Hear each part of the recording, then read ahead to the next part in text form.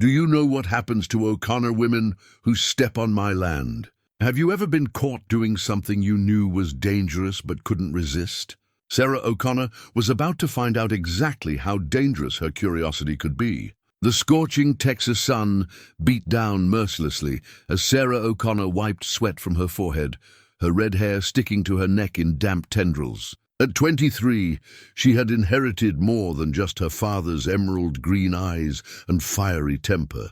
She'd also inherited his stubborn pride and the century-old feud with the Vega family. "Damn fence," she muttered, examining the broken wire that separated O'Connor land from Vega territory. Her cattle had wandered through the gap, and now she had no choice but to cross into forbidden territory to retrieve them. The Vega ranch stretched endlessly before her, a testament to prosperity that made her own struggling property look like a child's toy. Where her fences needed mending and her barn needed painting, everything on Vega land gleamed with success and power. Sarah had been avoiding this moment for weeks, ever since her father died and left her alone to run the ranch. The bank was circling like vultures, and she couldn't afford to lose even one head of cattle to the vast Vega empire that seemed to swallow everything around it. She slipped through the fence, her heart hammering against her ribs. Every O'Connor for 3 generations had been warned, never set foot on Vega land. The consequences, her father had always said darkly, were too terrible to imagine. 20 minutes later, she'd found her cattle grazing peacefully near a crystal-clear stream that ran through Vega property, water her own land desperately needed but had never been allowed to access. She was herding the stubborn animals back toward the fence when she heard it, the thunder of approaching hoofbeats. "Shit," she breathed, spinning around to see a lone rider cresting the hill. Even at a distance, she knew exactly who it was. Rafael Vega sat his horse like he owned the world, which in this part of Texas, he pretty much did. As he drew closer, Sarah felt her breath catch in her throat despite her terror. At 37, Rafe Vega was everything her father had warned her about, and everything her body couldn't help but notice. Tall and broad-shouldered, with olive skin bronzed by years of ranch work, he moved with the fluid confidence of a man who'd never been denied anything he wanted. His dark hair was slightly too long, giving him a dangerous edge that made her pulse race for all the wrong reasons. But it was his eyes that held her frozen in place, dark as a storm cloud and twice as dangerous. He reined in his horse just close enough that she could see the sharp line of his jaw, the way his white shirt stretched across his chest, and the predatory smile that curved his lips. "Well, well," his voice was a low rumble that seemed to vibrate through her bones. "Sarah O'Connor, all grown up and trespassing on my land. I was just getting my cattle," she managed, lifting her chin defiantly, despite the way her knees had gone weak. "They broke through the fence, did they now?" He swung down from his horse with fluid grace, never taking his eyes off her.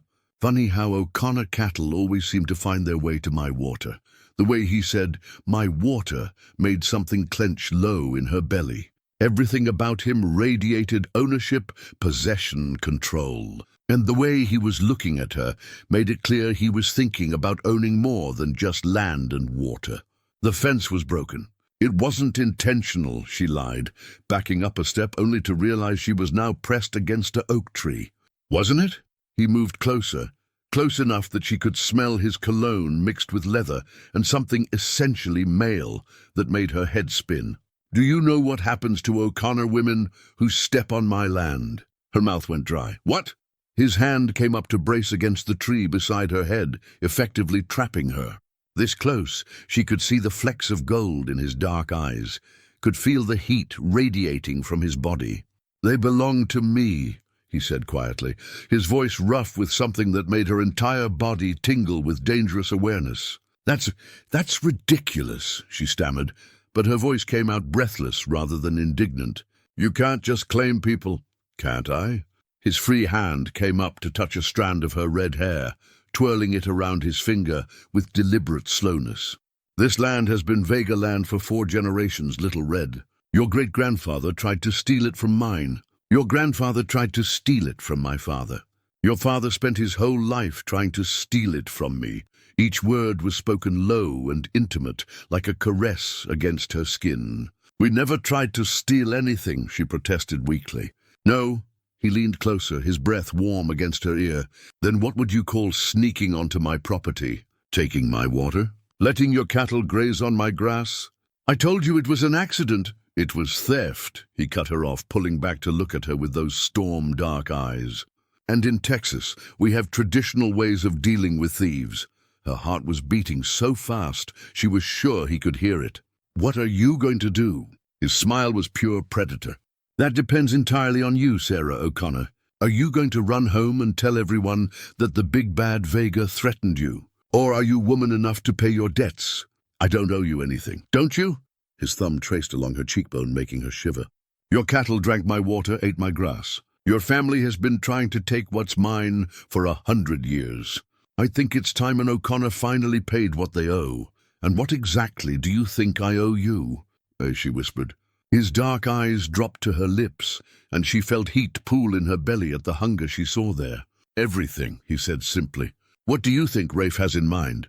Will Sarah run, or will she stay and face the consequences of stepping onto Vega land? Comment below and let me know what you think should happen next. Don't forget to like if you want to see how this forbidden attraction unfolds. Sarah O'Connor crossed onto enemy territory and was caught by the dangerously attractive Rafael Vega, who claims she now owes him everything. Have you ever been in a situation where you knew you should run, but something kept you frozen in place? Sarah was about to discover just how dangerous staying could be. Everything? Sarah's voice came out as barely a whisper, her green eyes wide as she stared up at Rafe Vega. The word hung in the air between them, heavy with implications that made her pulse race.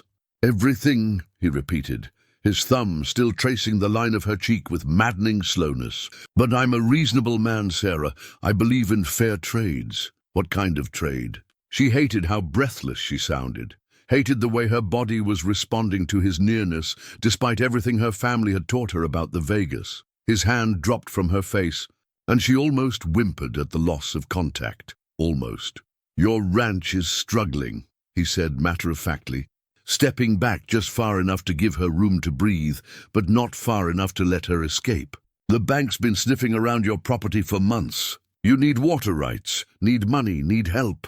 Sarah's cheeks flamed with humiliation. Of course he knew. Everyone in the county probably knew how badly the O'Connor ranch was failing. That's none of your business, she said, lifting her chin with what little pride she had left. Isn't it? Rafe's smile was all masculine confidence.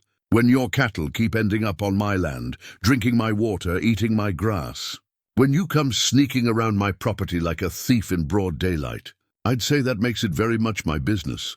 I told you it was an accident. Was it an accident when you came here 3 weeks ago too? He cut her off and her face went white. Did you think I didn't know? My men told me about the pretty redhead who's been watching my ranch from the ridge. The same pretty redhead who's been asking questions in town about my water rights. Sarah's mouth opened and closed like a fish out of water. He'd known all along. He'd been watching her just like she'd been watching him. I was just planning, he finished for her, scheming, trying to figure out how to get what you want without paying the price. He moved closer again, backing her more firmly against the tree. But that's not how this works, sweetheart. Not with me. The endearment sent heat spiraling through her body, even as her mind screamed warnings. What do you want? She asked, proud that her voice came out steady. I want you to have dinner with me. Sarah blinked, certain she'd misheard. What? Dinner tonight at my house? His dark eyes never left hers. Consider it the first installment on what you owe me. I don't owe you dinner, she protested, but even as she said it, she was thinking about how long it had been since she'd had a real meal instead of canned soup eaten, standing over the kitchen sink. Don't you? He leaned one hand against the tree above her head, his body forming a cage around her that made her feel both trapped and protected. Your cattle ate my grass, drank my water. In any other situation, I'd be within my rights to keep them, sell them, use the money to repair the fence they broke. Sarah's heart sank. Those cattle represented her last hope of making it through the winter. Please, I need those cattle. I know exactly what you need, Rafe said quietly, and something in his voice made her look up sharply. The question is, what are you willing to do to get it? There was something in his eyes, something hot and hungry, that made her stomach clench with dangerous awareness.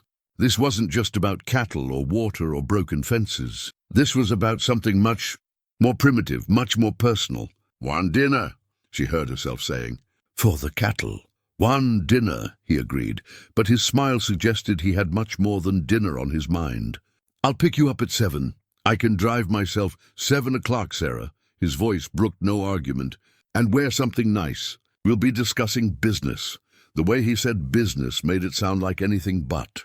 "What kind of business?" she asked suspiciously. Instead of answering, he reached into his shirt pocket and pulled out a folded piece of paper. "This came for you," he said, holding it out. "Your mailman apparently got confused about which side of the fence your mailbox is on." Sarah's hand shook as she recognized the bank's letterhead. With growing dread, she unfolded the notice and read the words that made her world crumble. Final notice.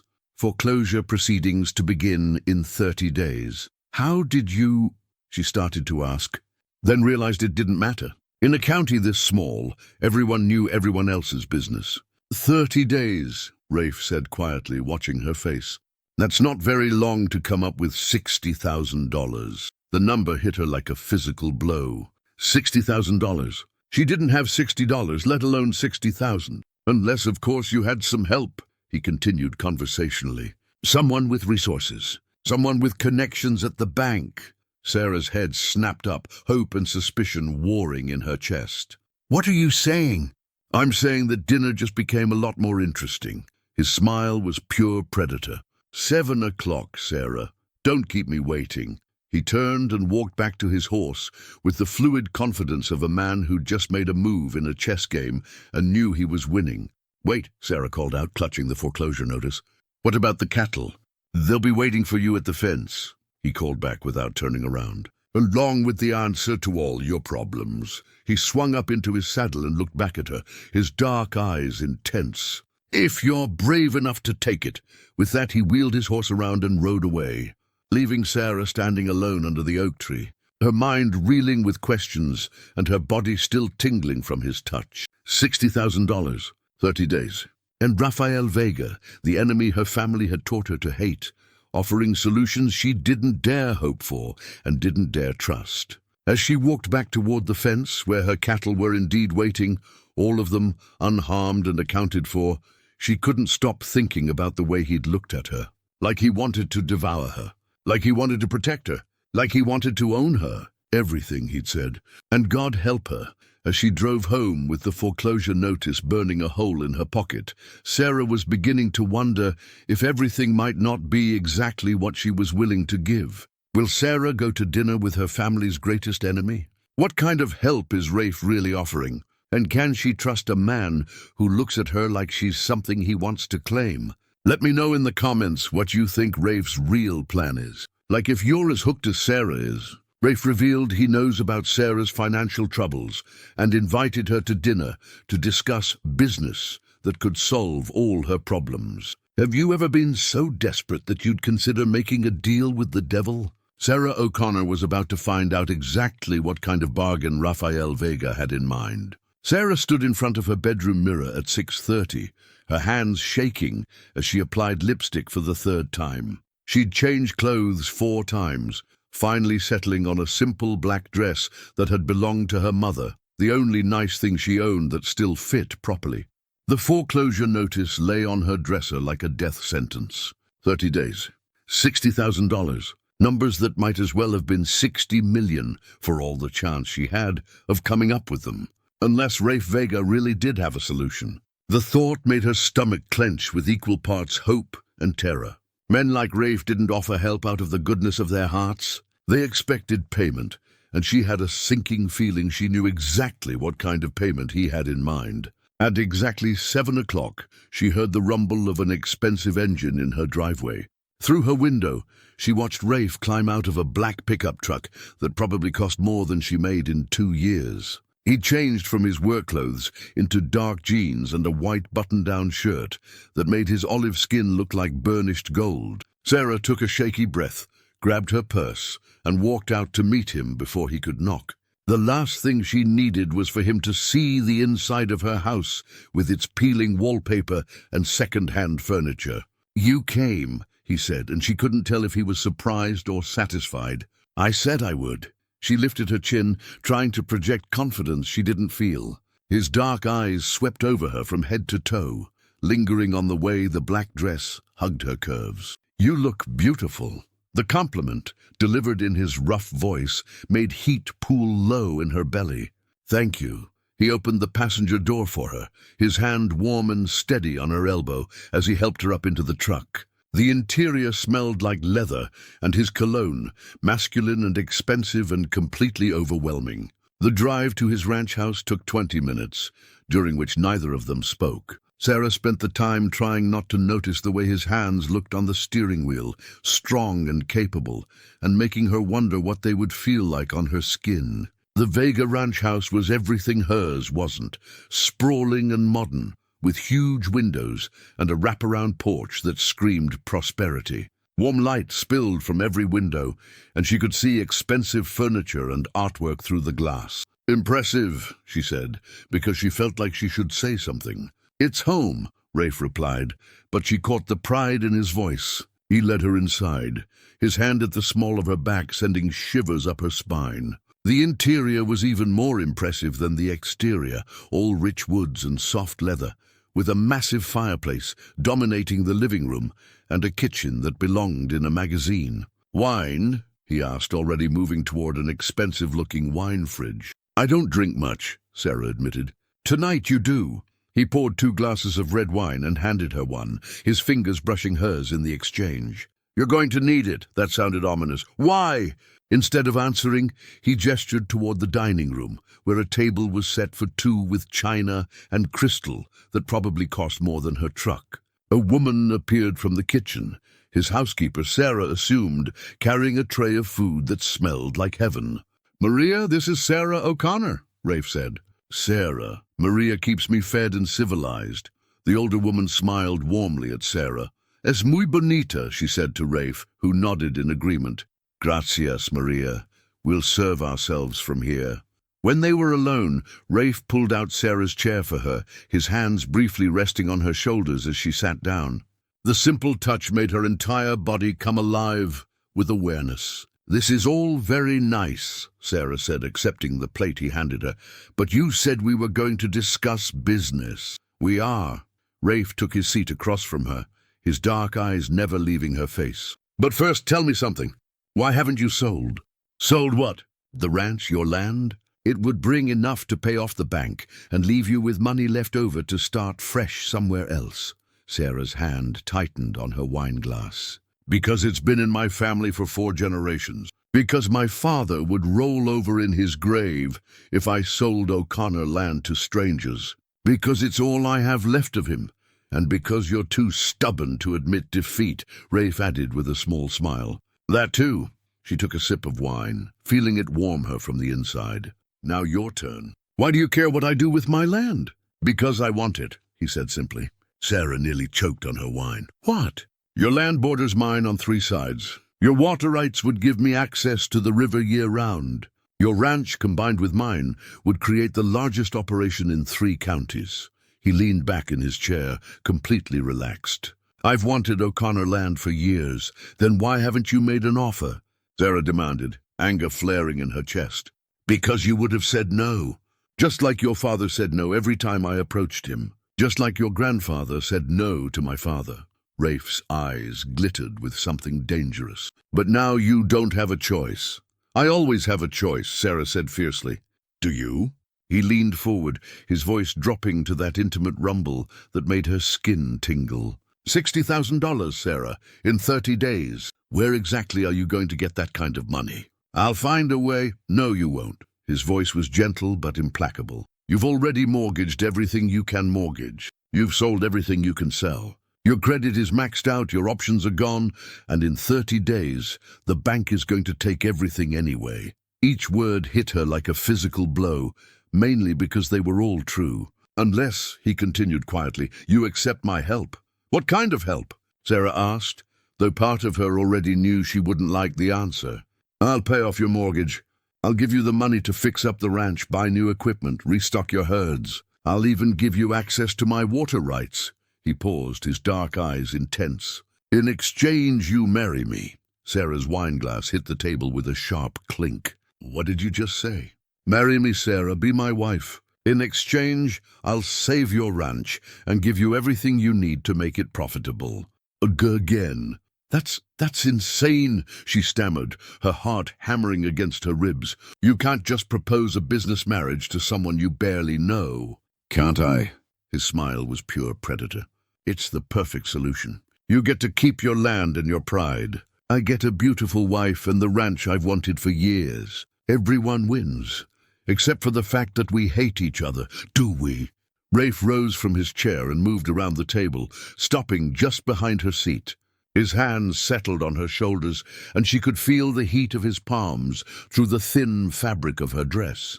Because from where I'm standing, hate isn't what I'm feeling. This is crazy, Sarah whispered, but she didn't pull away from his touch. Is it? His breath was warm against her ear. Or is it the smartest thing either of us could do? A marriage proposal from her family's greatest enemy. Will Sarah accept Rafe's shocking offer to save her ranch? And what exactly does he mean when he says hate isn't what he's feeling?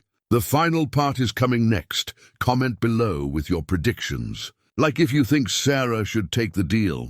Rafe shocked Sarah by proposing marriage as a business arrangement to save her ranch, claiming that what he feels for her isn't hate. What would you do if your greatest enemy offered you everything you'd ever wanted? Sarah O'Connor was about to make the most dangerous decision of her life. Marriage, Sarah repeated, the word feeling foreign on her tongue. She could feel the heat of Rafe's hands on her shoulders, the solid strength of his body behind her chair. You want me to marry you? I want a lot of things, Sarah. His voice was a low rumble that made her entire body respond. But yes, marriage is what I'm offering. This is insane.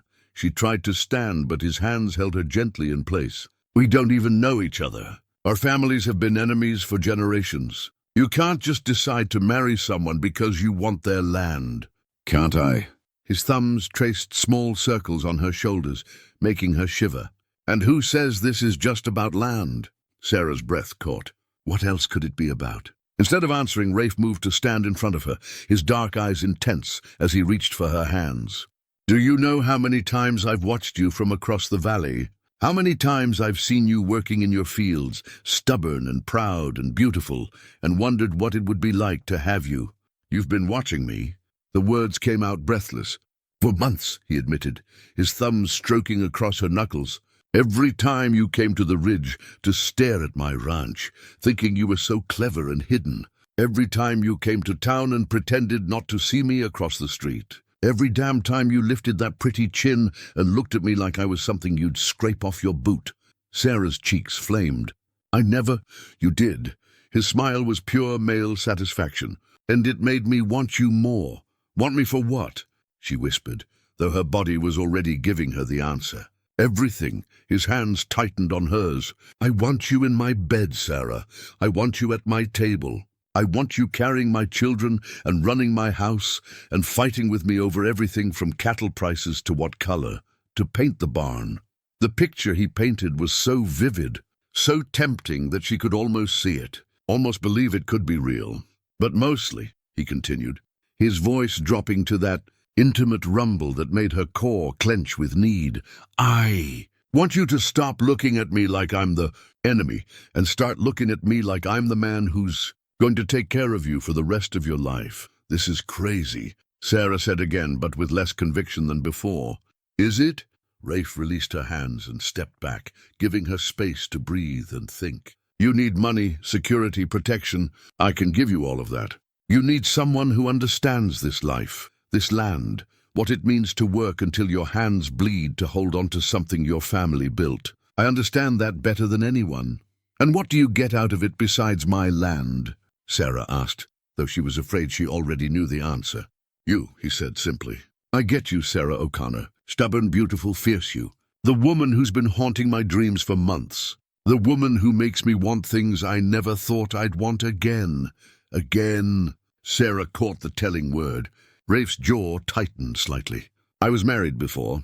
She died 3 years ago in a car accident. Cancer before that. She was fragile, gentle, nothing like you. I'm sorry, Sarah said softly and meant it. Don't be. Maria was a good woman, and I cared for her, but what I feel for you... He trailed off, his dark eyes intense.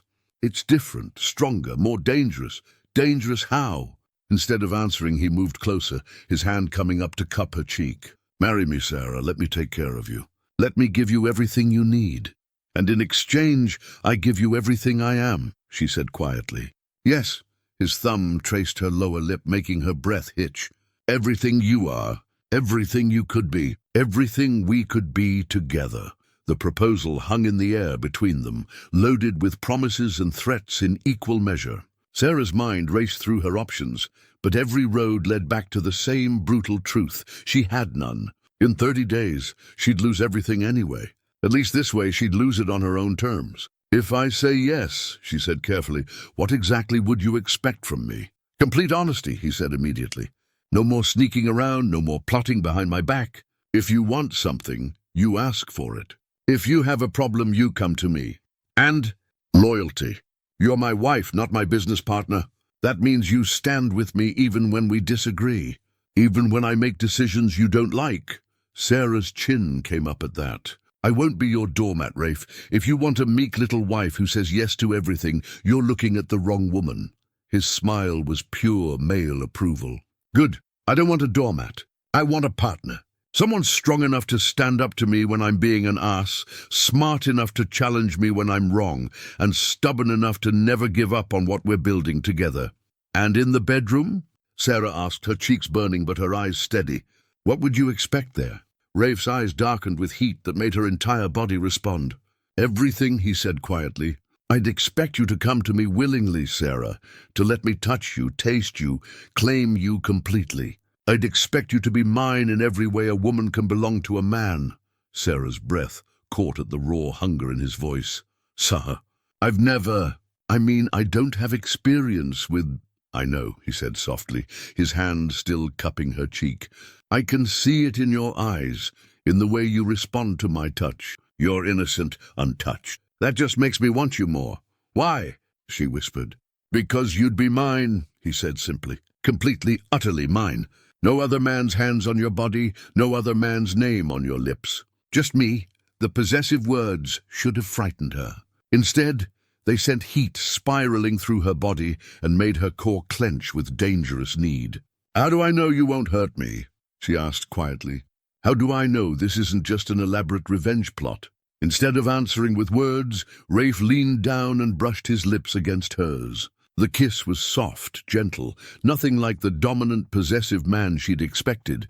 It was a promise, a question, and a plea all wrapped up in the brief contact of mouth against mouth. When he pulled back, his dark eyes were intense. Because I'm falling in love with you, Sarah O'Connor. And a man doesn't hurt the woman he loves. Sarah's heart stuttered in her chest. Love, he confirmed, his voice rough with emotion. Crazy, impossible, inconvenient love. The kind that makes a man propose marriage to his supposed enemy just to keep her safe. This is insane, Sarah said for the 3rd time. But now she was looking at him like he was her salvation instead of her destruction. Say yes, Rafe urged, his forehead resting against hers. Say you'll marry me. Let me take care of you. Let me love you the way you deserve to be loved. Sarah closed her eyes, thinking of her father's grave, of the ranch that had been her family's legacy for 4 generations, of the foreclosure notice burning a hole in her purse. Then she thought of the way Rafe looked at her, like she was something precious and fierce and worth fighting for.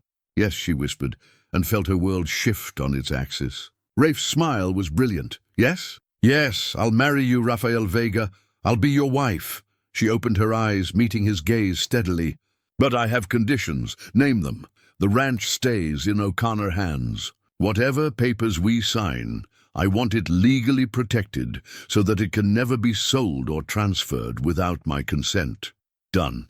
And I want a real marriage, Rafe, not just a business arrangement. If we're going to do this, we do it right. for better or worse, in sickness and health, until death do us part. Gladly, he said, pulling her to her feet and into his arms. Anything else? Just one more thing. Sarah looked up into his dark eyes, her heart hammering with equal parts terror and anticipation. If you ever give me reason to regret this decision, I'll make you wish you'd never been born. Rafe threw back his head and laughed, the sound rich and warm and completely delighted. There's my fierce little wildcat. I wouldn't expect anything less. Then he kissed her again, and this time there was nothing gentle about it. This kiss was claiming, possessive, full of promise and heat, and the beginning of something that would either save them both or destroy them completely. When they finally broke apart, both breathing hard, Rafe rested his forehead against hers. When? Sarah asked breathlessly. Tomorrow, he said immediately. I'm not waiting another day to make you mine. Tomorrow? Sarah's eyes widened. That's impossible. Nothing's impossible when you want something badly enough, Rafe said, his arms tightening around her. And I want you, Sarah O'Connor. I want you more than I've ever wanted anything in my life, as he kissed her again, claiming her mouth with a thoroughness that left no doubt about his intentions. Sarah realized that somewhere between dinner and disaster, she'd stopped thinking of Rafael Vega as her enemy. Now he was something much more dangerous. He was her future. And God help her, she was looking forward to every single minute of it. What did you think of Sarah's choice? Would you have taken Rafe's deal? Let me know in the comments if you loved this enemies to lovers story. Don't forget to like and subscribe for more passionate romance stories that will keep you on the edge of your seat. What kind of love story should I tell next?